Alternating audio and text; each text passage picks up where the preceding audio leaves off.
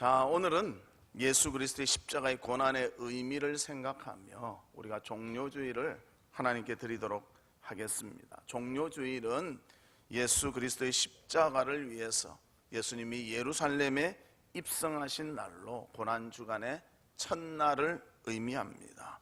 그리고 예수님은 하나님의 아들로서 이 세상에 오셔서 많은 순환을 당하시고 십자가에 죽으셨습니다. 여러분, 지진을 경험해 본 적이 있으십니까? 저번에도 포항에 지진이 나가지고 막 집이 막 금이 가고 또 담이 무너지고 그러지 않았습니까? 저도 지진을 경험했는데요, 지진의 정도는 5.4였습니다. 그런데 지붕이 막 흔들리는데요, 우다다다다닥 하는 거예요. 무슨 개하고 고양이가 뛰어가는 것 같은 느낌을 받았습니다. 그리고 그 다음날 여진이 있는데 두더지가 이래 땅 파고 샥 지나가는 것 같은 그런 느낌이 딱 들더라고요. 이게 뭔가? 이게 지진이더라고요. 지진이 나니까 어떤 생각이 나는가? 세상에 발 붙이고 이렇게 편하게 있을 곳이 없구나. 이거 흔들어 나면 나도 어떻게 될지 모르겠구나. 그런 생각이 나더라는 것입니다.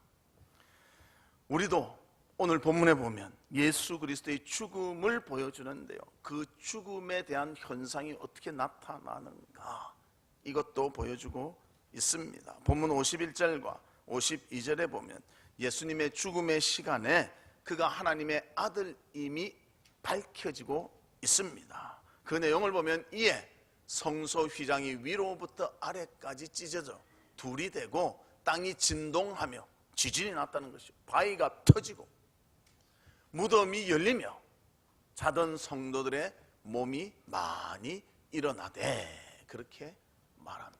예수님이 딱 돌아가시니까 휘장이 위에서부터 아래로 쫙 찢어졌다는, 반으로 딱 나눠졌다는 것입니다.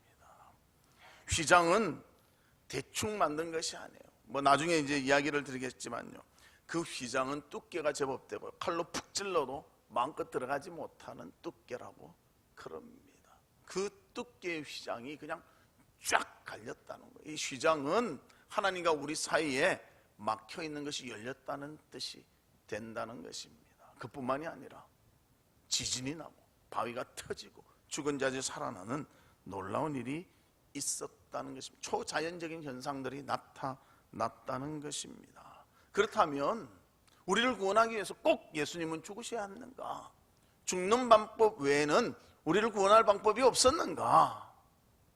사실 하나님의 능력이라면요, 우리를 구원하실 수 있습니다. 그러나 하나님이 택하신 방법은 우리를, 죄에 대해서는 하나님이 공의로우시기 때문에 죄를 꼭 해결해야 되시고요, 또 그 죄를 해결하기 위해서는 죽음이란 방법을 쓸 수밖에 없기 때문에 예수 그리스도의 십자가의 고난을 통하여 우리를 구원하셨다는 것입니다. 그러기에 예수님의 죽음은 그냥 한 사람의 죽음이 아니라 우리 인류를 살리는 죽음이요, 우리 인류에게 희망을 주시는 놀라운 사건이 된다는 것입니다. 이 죽으심이 있었기에 우리도 죄에서 사함받고 구원받은 백성이 될 수가 있는 것입니다. 그 은혜를 기억하고 감사와 찬송을 드리는 우리 모두가 되시기를 주님의 이름으로 축복합니다. 그러면 첫 번째로 예수 그리스도의 고난의 의미는 무엇인가? 죄인을 사랑하시는 하나님의 자기 희생이라는, 첫 번째는 하나님의 스스로의 희생이라는 것입니다. 우리 인생을 창조하신 하나님, 죄로 인해서 힘들어하는 우리를 보실 때마다 너무나 본인도 힘드셨습니다. 하지만 하나님은 사람을 사랑하시지만 결코 죄를 용납하실 수는 없는 공의의 하나님이시기 때문에 우리의 죄를 구할 구체적인 계획을 세우셨습니다. 그 계획이 뭔가? 독생자를 이 세상에 보내시사 우리 죄를 그가 담당하는 것입니다. 왜냐하면 하나님의 공의 때문입니다. 하나님은 죄에 대해서 용납하지 않습니다. 죄에 대해서는 그 책임을 지게 만들고 그 값을 치르게 만드시는 거예요. 그런데 그 죄값을 다 치르다 보면 우리 인간이 다 죄인이기 때문에 다 죽여야 되거든요. 그러니까 하나님이 방법을 만드셨습니다. 대신할 사람, 또 죄 없는 사람. 그래서 예수 그리스도를 이 땅에 보내시고 그가 우리의 모든 죄를 담당하셔서 죽으셨다는 것입니다. 그래서 하나님은 죄를 미워하시기 때문에 공의로 죄를 심판하려고 하니까 모두 죽일 수밖에 없어서 그는 인간의 죄를 해결하기 위해서 독생자를 보내셔서 십자가에 죽게 하심으로 공의를 이루시는, 또 우리의 죄를 사하시는 그 일을 행하셨다는 것입니다. 즉 하나님이 스스로 자기 희생으로 자기 아들을 우리에게 주셨다는 것입니다. 하나님의 희생이 여기에 들어 있습니다. 그래서 로마서 6장 10절에서 11절에 이렇게 말합니다. 그가 죽으심은 죄에 대하여 단번에 죽으심이요 그가 살아계심은 하나님께 대하여 살아계심이니 이와 같이 너희도 너희 자신을 죄에 대하여는 죽은 자요 그리스도 예수 안에서 하나님에 대하여는 살아있는 자로 여길지어다. 우리 죄는 죽었습니다. 하나님에 대해서 이제는 살아난 자가 되었습니다. 생명을 누리는 자가 되었다는 것입니다. 그래서 우리는 그 하나님의 은혜, 그 하나님의 놀라움을 우리가 기억하며 감사하며 영광 돌리며 살아야 한다는 것입니다. 그래서 우리가 이것을 비교할 수는 없습니다. 사마귀는요, 새끼를 낳기 위해서 암수가 교미를 한 후에 암놈이 순놈을 잡아먹는다. 그래서 그것을 영양가로 해서 새끼를 낳게 된다는 거예요. 희생이 있었다는 거예요. 마찬가지로 하나님도 우리를 위해서 희생하셨습니다. 자신의 아들을 죽이기까지 희생하셨다는 것입니다. 그래서 이 하나님의 사랑, 하나님의 희생을 기억하는, 예수 그리스도의 죽음에는 이런 의미가 있다는 것을 기억하는 우리 성도들 되시기를 주님의 이름으로 축복합니다. 두 번째로는 예수 그리스도의 죽음의 의미는 죄에서 구원하시려는 성자 예수님의 자기 희생이 들어 있는 것입니다. 인간의 죄는 개인적으로나 전 인류적으로나 절대 절망이라는 것입니다. 결코 벗어날 수가 없습니다. 인간 스스로는 결코 벗어날 수 없고요, 회복할 수도 없는 것이 죄의 문제라는 것입니다. 그래서 에베소서 2장 1절에 이렇게 말합니다. 그는 허물과 죄로 죽었던 너희를 살리셨도다. 허물과 죄로 죽었어요. 죽을 뻔한 게 아니라 죽었어요. 아예 반응하지 못하는 죽음의 상태에 있었다는 것입니다. 그래서 인간은 생명을 얻을 만한 어떠한 끈덕지도 없었습니다. 자격도 없었습니다. 시체와 같은 우리였습니다. 하나님 자녀를 얻을 자격도 전혀 없었다는 것입니다. 스스로 뭔가 할 수 없었다는 거예요. 요즘은 그래 홍수가 많이 안 난대요. 옛날에는 홍수가 많이 났습니다. 저는 어릴 때 TV를 보면 항상 그 잠수교는 잠수하는 다리구나 그렇게 느꼈어요. 그래서 거기 막 그쪽 지역에 막 물 차고 뭐 넘느냐 마느냐 이런 걸 너무 많이 보고, 요즘은 별로 없는 것 같아요. 근데 이래 홍수가 나면요, 사람이 할 일은 하나도 없습니다. 빠져버린 사람은요, 아무리 호동쳐도 뭔가 붙잡아서 멈출 수 있는 것이 있기 전에는요 절대 뭐 할 수가 없다는 것입니다. 단체로 빠지면 어떻습니까? 단체로 빠져도 다 흘러갈 수밖에 없다는 거예요. 그런데 그들을 살릴 수 있는 방법은 뭡니까? 누군가 줄을 던져주든지, 안 그러면 몸에 줄을 감고 들어가서 붙잡아오든지, 이 방법밖에 없다는 것입니다.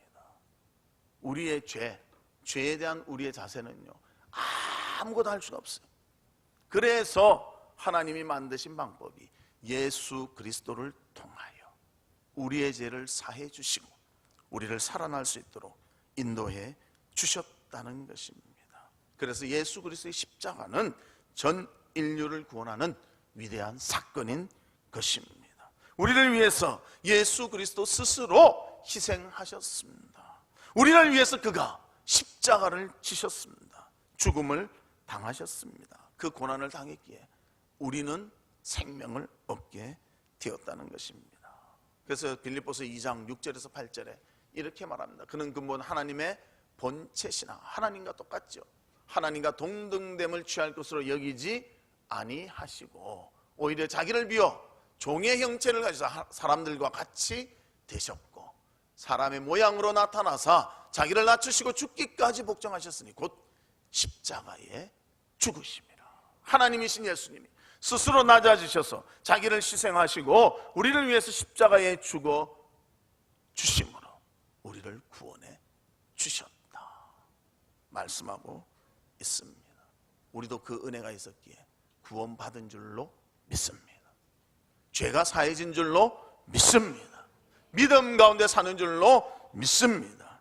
그 믿음이 하나님과 우리의 사이에 화목을 이루게 하셨습니다. 하나님과 우리는 죄로 인해서 원수의 상태에 있었습니다. 서로 교제할 수도 없고 막힌 담으로 인해서 아무것도 할 수가 없었습니다. 예수 그리스도의 죽음이 휘장을 가르며 막힌 담을 허셨습니다. 하나님과의 관계가 열리게 하셨습니다. 이 놀라운 하나님과의 화목, 예수 그리스도 때문에 이루어진 것입니다. 우리 그림을 한번 보실까요? 이것이 휘장입니다. 저렇게 천사의 모습을 그려놓고 휘장, 저것이 쫙 갈렸다는 거예요. 하나님과 지성소에 들어가기 위해서는 저 휘장을 지나가야 됩니다. 아무나 들어갈 수도 없습니다. 대제사장이나 들어가는 것입니다. 그러나 이제는 우리 모두가 하나님을 직접 만날 수 있도록 예수 그리스도의 죽음이 저것을 갈라 놓았다는 것입니다. 그래서 출애굽기 36장 35절에 이렇게 말합니다. 그가 또 청색 자색 홍색 실과 가늘게 꼰 배실로 휘장을 짜고 그 위에 그룹들을 정교하게 수놓고, 그래서 저 그룹들이 이렇게 천사의 모습이 그려져 있다는 것입니다. 그래서 하나님께서는 우리와의 교제를 허락해 주셨습니다. 성자 예수님의 자기 희생이 있었기에 가능했다는 것입니다. 십자가의 죽음은 성자 예수의 희생이 있었습니다. 이것을 믿으며 감사하는 우리 성도들 되시기를 주님의 이름으로 축복합니다. 세 번째로는 예수 그리스도의 죽음의 의미는 우리를 대신하여 심판을 받으신 예수님의 희생이 들어있다는 것입니다. 원래 누가 심판을 받아야 됩니까? 누가 죄인입니까? 우리가 받아야죠.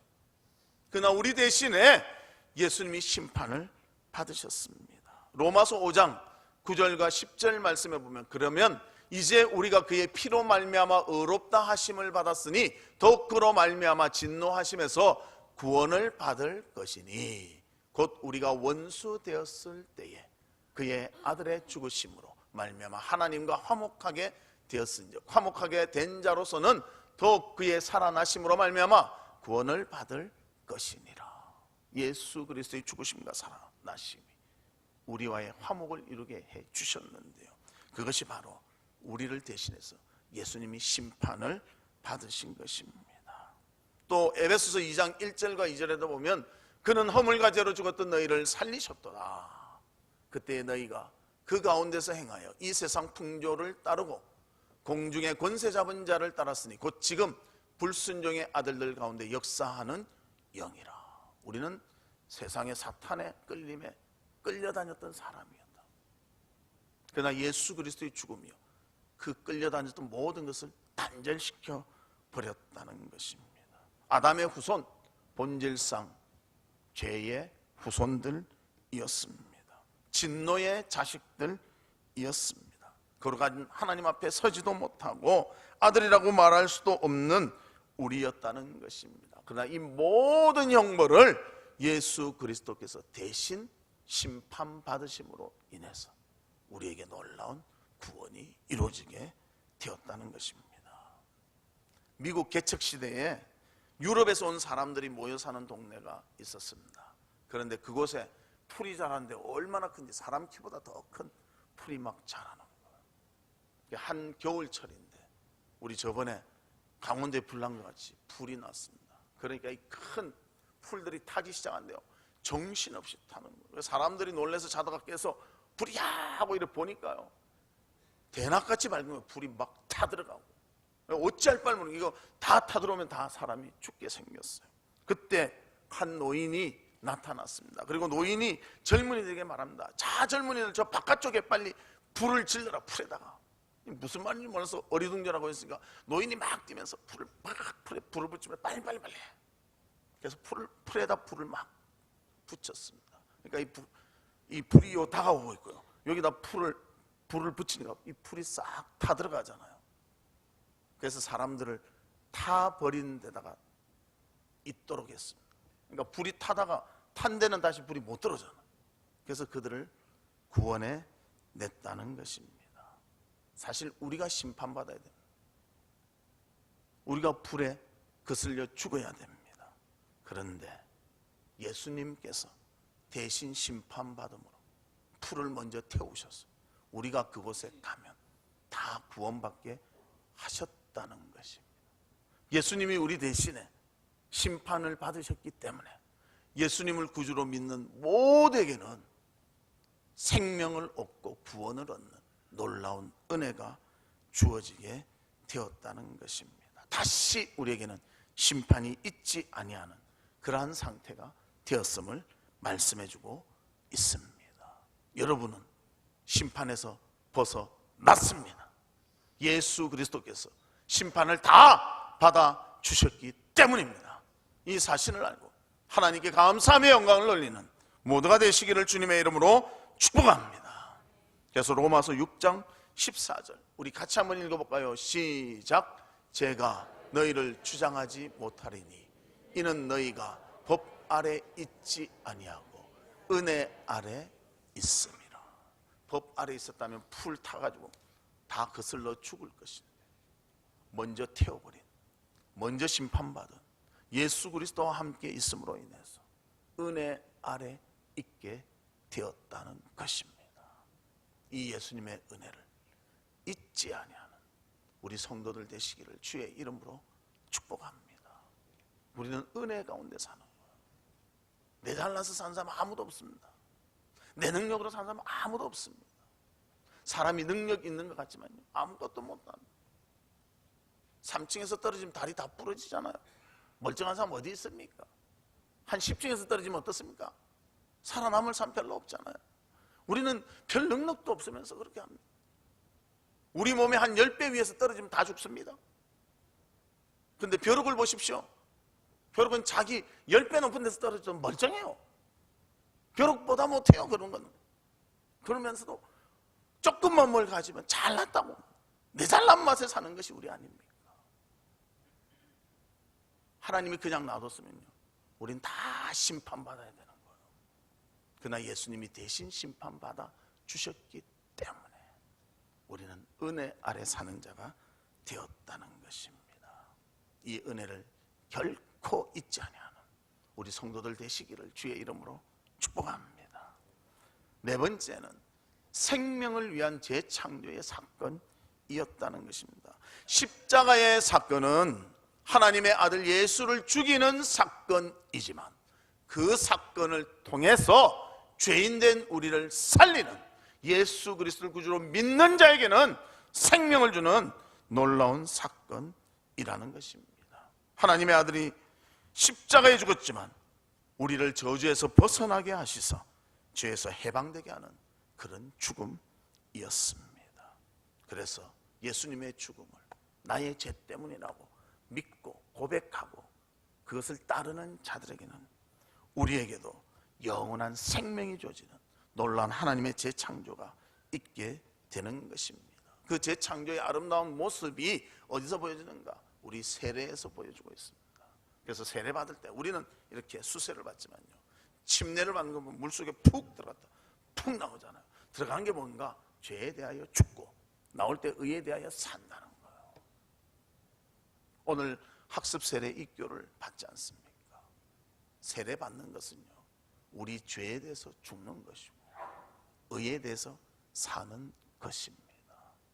그러기에 세례 받아야, 입교해야 예수 그리스도의 성찬에도 참여하게 되는 것입니다. 그래서 예수 그리스도의 죽음을요, 감상적인 죽음으로 생각하지 마십시오. 죽었으니까 슬프다, 이 정도로 하지 마십시오. 슬픈 정도가 아니라 우리를 살리는 놀라운 사건이라는 것입니다. 인도주의적으로 예수님이 얼마나 힘드셨을까, 뭐 그러지 마십시오. 예수 그리스도는 우리의 생명이요, 우리를 살리는 구세주요, 우리의 모든 죄악을 해결해 주신 능력의 주님이십니다. 그것을 잊지 아니하는 우리 모두가 되기를 바랍니다. 진정 죽었던 우리가 살아나는 것은 십자가의 사건, 십자가의 능력이 있었기에 가능하다는 것입니다. 세계적인 전도자 빌리 그레함 목사님이 어느 날 미네소타 대학에 가서 강연하다가 강단에 가득 메워진 학생과 교수를 보고 주시했습니다. 그리고 이런 말을 했다고 합니다.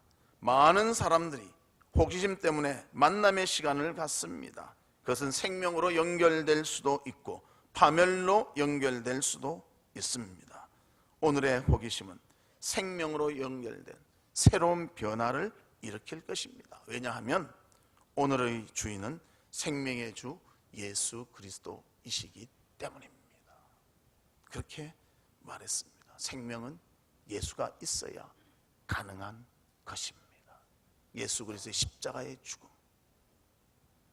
자기의 희생, 하나님의 희생, 우리를 대신하여 심판을 받으신 것이요, 또 무엇보다도 우리를 생명으로 살리는 재창조의 놀라움이 있는 것입니다.